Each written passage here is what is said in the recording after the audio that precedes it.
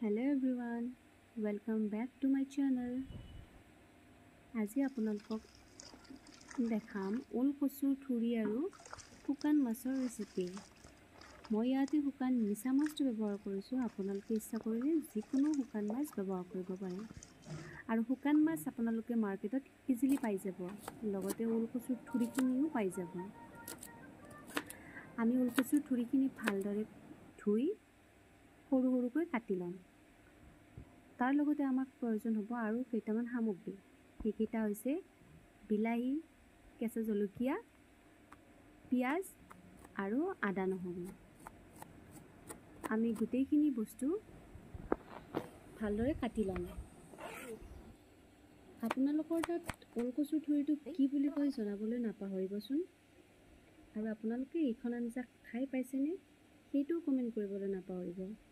আৰু যদি খোৱা নাই তেনেহ'লে মোৰ এইটো ৰেচিপি চাই আপোনালোকে এবাৰ নিশ্চয় ট্ৰাই কৰিব।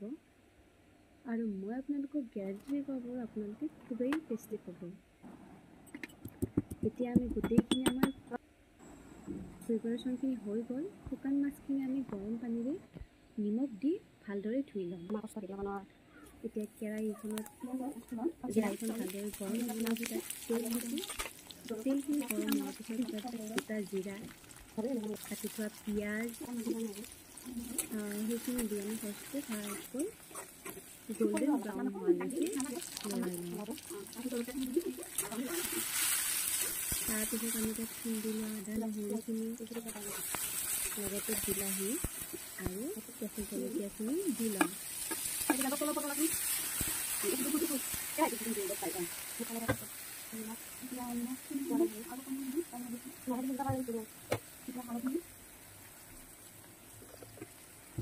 এতিয়া তাত আপোনালোকে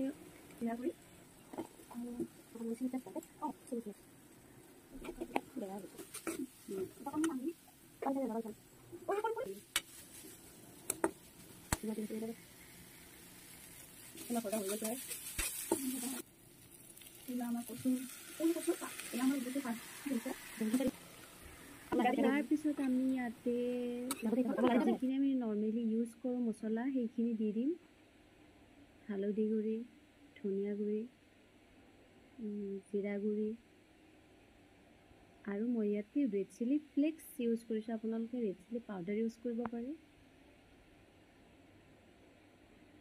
আৰু এইদৰে এইখিনি ভালকৈ কিছু সময় আমি ভাজি ল'ম। আৰু তাৰপিছত আমি দি দিম আমাৰ কাটি থোৱা শাকখিনি। তাৰপিছত আপোনালোকৰ আৰু বিশেষ একো কাম নাই। আপোনালোকে ঢাকি থৈ দিলে হ'ল আঞ্জাখন ল' ফ্লেমত। আৰু এইখিনি অট'মেটিক